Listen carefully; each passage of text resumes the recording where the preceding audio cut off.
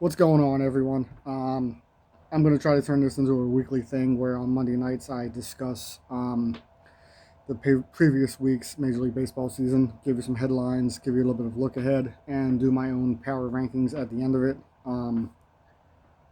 Hopefully, this turns into a weekly thing. So let's get right into it. The first headline of last week is the Tampa Bay Rays own the American League. Like Tampa Bay swept Seattle over the weekend, extending their winning streak to 6 games and improved to a Major League Base American League best 71-46 record. Um, Tampa Bay is really good. They were my second half pick to go to the World Series. The moves they made at the deadline, although Freddie Peralta is wait and see if he actually turns it around. But I love Liam Hicks. They've always got a good bullpen. They got good starting pitching. Griffin Jacks is unbelievable, and he's been a real find for them. So yeah, I mean another big week for Tampa Bay, sweeping Seattle, and rough week for Seattle. Seattle's now lost 4 straight games, and they only scored 4 runs this weekend. So Seattle's going backwards really quickly, and I mean after really not making any moves at the trade deadline, it's not surprising that Seattle is going backwards very quickly. The second headline of last week is the Dodgers all of a sudden look vulnerable. Um, the Dodgers, I want to say, lost 6 out of 7 games last week. Um, they got swept by the Cubs and then lost 2 out of 3 in Arizona. I mean, and now they've fallen to third place in the National League. They're 2-8 in their last 10 overall. Milwaukee and Atlanta are both ahead of them in the standings. Now, the question is are the Dodgers really like a weakness, or are they just going through like late season, troubles? It happens to every team, and I think it's more along the lines of that they're not really in trouble. It's just a dog days of August kind of thing. The Dodgers have been dominating all season. They got a plus 138 run differential. So I think this is more of a just kind of a lack of struggling. I mean, I guess the way it is the word I'm looking for. They're just struggling right now. I do anticipate they're going to turn it around. They got Kansas City in for 3 starting tonight. I suspect they're going to sweep the Royals and just go back on like a tear again. But yeah, it was a rough week for the Dodgers, and it gave a lot of teams in the National League hope. And look, if the Dodgers have to play in that wild card round where you only have to beat them twice, I, I mean, watch out. They could be ripe for taking. I'm going to say if they end up against the Phillies in that wild card round, and you got to face Zach Wheeler, Christopher Sanchez, and Jesus Luzardo, you could be gone if you're the Dodgers in that first wild card round. So it's something they really need to pick up. I don't anticipate they're going to end up in the wild card round. I think Atlanta will come back to earth. The Dodgers will finish with the second best record in the National League behind Milwaukee. So we'll see where it goes from here. The third headline from last week, it was a wild week for the Red Sox. The Red Sox finished off a sweep of the White Sox, and the White Sox really played them tough. A couple of games went to extra innings, but at the end of Thursday night's game, the Red Sox were 26-3 in their last 29 games, the hottest team in baseball. You'll see later on in this video where I have them in my power rankings. I got them ranked very high. I love this Red Sox team. I love Sonny Gray. Not a big fan of Wilson Contreras, the person, but he's been excellent. So I mean, I'll get more into them when I get to my power rankings. But after they beat the White Sox, it was a little bit of a slump this weekend for them. So it was kind of like a topsy turvy weekend. They lost 2 out of 3 to the A's, a team that had come in losing 9 straight games. They had lost 14 straight series, I believe. So is that really a big deal? No. I think this is Major League Baseball. It happens. The Red Sox have been the hottest team for the last couple of months, so I don't think it's anything to be afraid of right now. I picked the Red Sox to win tonight against the Blue Jays, so I think they're going to get right back on the winning track. I just think it was a bad weekend. So, I mean, we'll talk more about the Red Sox when I get to my power rankings. Headline number 4 is the Phillies survived a tough week, and I mean, they did win 3 out of 4 from the Nationals, but the one they lost was really not a good loss for the Phillies. The Nationals are not a good team right now, and there's a lot of bad vibes around that team. The Phillies should have swept them, but then they almost got swept by the Blue Jays, and I don't know.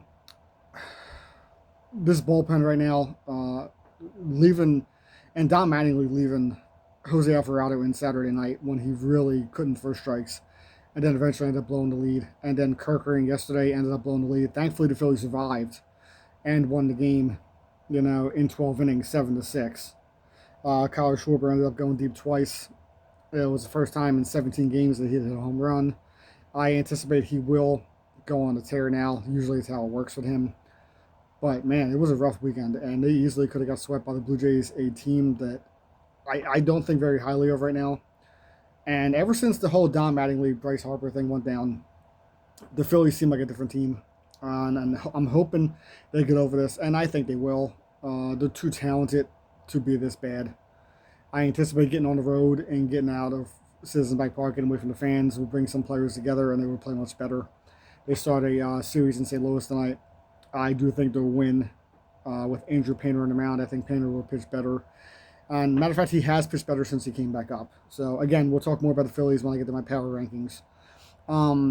Some individual standout performances from last week. Pete Crow Armstrong got to 25 home runs and 25 steals this weekend for the second straight year. That's pretty impressive for a young player for the Cubs. He is probably, arguably, the MVP favorite right now if Shohei Ohtani can't, pitch again this season, which is really starting to look like Shohei's not going to pitch for a long time. And I don't know if he pitches again. I think that was part of the reason why they traded for Skubal. But yeah, Pete Crow Armstrong is really coming into his own and a real threat for the MVP. Cleveland rookie Angel Gennaro collected 4 hits in his major league debut, which, very impressive to get 4 hits in your major league debut. So hats off to you, young man. Love to see it. Welcome to the show. Yankees prospect George Lombard Jr. homered twice and had 1,000 OPS in the last 5 games. So, he's really standing out for the Yankees. And realistic, the Yankees going to young players is kind of shocking. For years, the Yankees brought talent. They never actually brought up their own homegrown talent. So it's really nice to see that on this team this season. Some homegrown guys for the Yankees. All right, those are the headlines for this week. I'm going to go into my power rankings now. I'll just do the top 10 from what I have. Number 10 is, number 1 we're going to start with is the Los Angeles Dodgers. Now, I know I just said it was a rough week for them. They're 2-8 in their last 10. But they are clearly by far the best team in the National League. And they are still the best team in the National League regardless.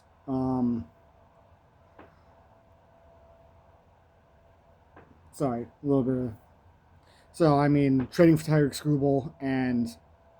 even Chris Bubich is a nice move for for their bullpen, another lefty. The Dodgers also need to get healthy, and Blake Snell is said to be back tomorrow, I believe. So that's just going to make them even stronger with Skubal, Snell, Yamamoto. Tyler Glasnow is still, a little bit of ways away, but he will be back by the end of this season, I believe. So the Dodgers are still the best team in the league. They're still the favorites to win it all.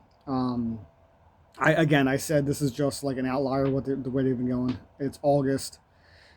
It's just one of those things. The Dodgers will get hot before you know it. My number 2 team in the power rankings, I mentioned them earlier, is the Boston Red Sox. The Red Sox are, I think, clearly a threat to go to the World Series. I think them and Tampa Bay are 1-1A right now in the American League. And man, the Red Sox are doing this the last couple of months without Garrett Crochet, without Roman Anthony, without Trevor Story. I anticipate they're going to get all 3 of those guys back within the next month or so. And my God, watch out for the Red Sox come playoff time. I have them up at number 2 in the power rankings, and well deserved, I think. And hats off to you, Boston. I really think you guys have a shot, and fans should be excited. My number 3 team in the power rankings is the Atlanta Braves. Atlanta's been on fire since the All-Star break. I got to give them credit. When I did my second half video, I picked the Phillies to win the division. Atlanta has run away from them. Atlanta has opened up an 8.5 to 9 game lead right now.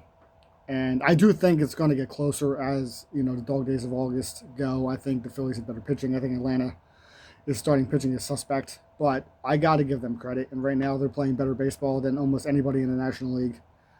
They are a legitimate threat in the National League.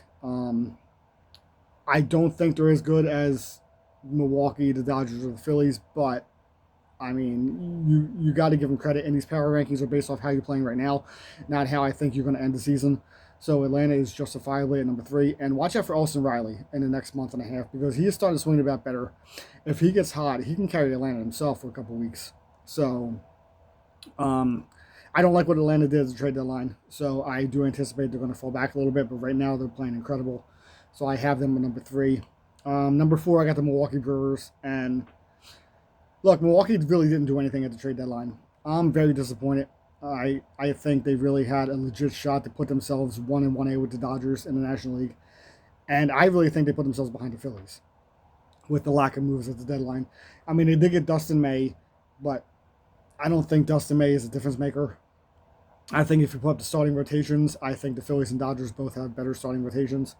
Milwaukee's better than Atlanta. They're better than the Cubs still. But I mean, it's very disappointing. It's sad for Milwaukee fans because they have a legit shot at winning a World Series, and their front office really did nothing. I love Logan Henderson, though, so I do understand them not trading Logan Henderson for Tarek Skubal.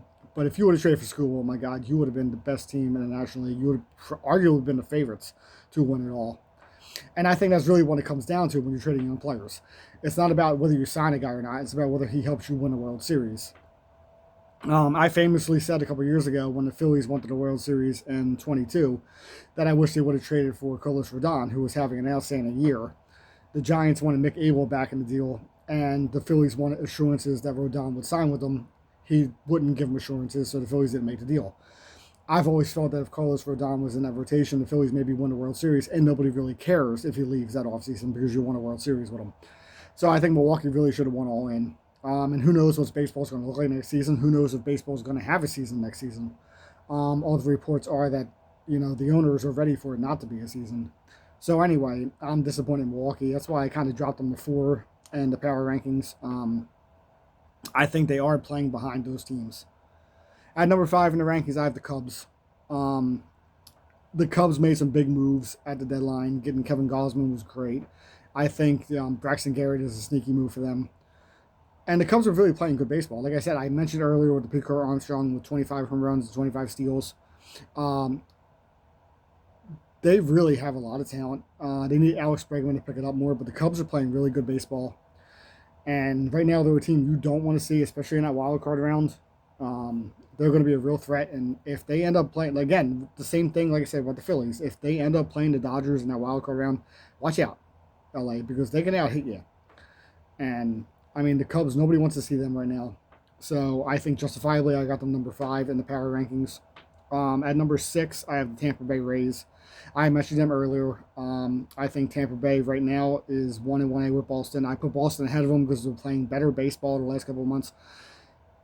And if I had to pick a winner in a 7-game series, I would lean towards Boston. But man, Tampa Bay is really good. And they're dominating the American League. And not many people pay attention to it because it's the Tampa Bay Rays.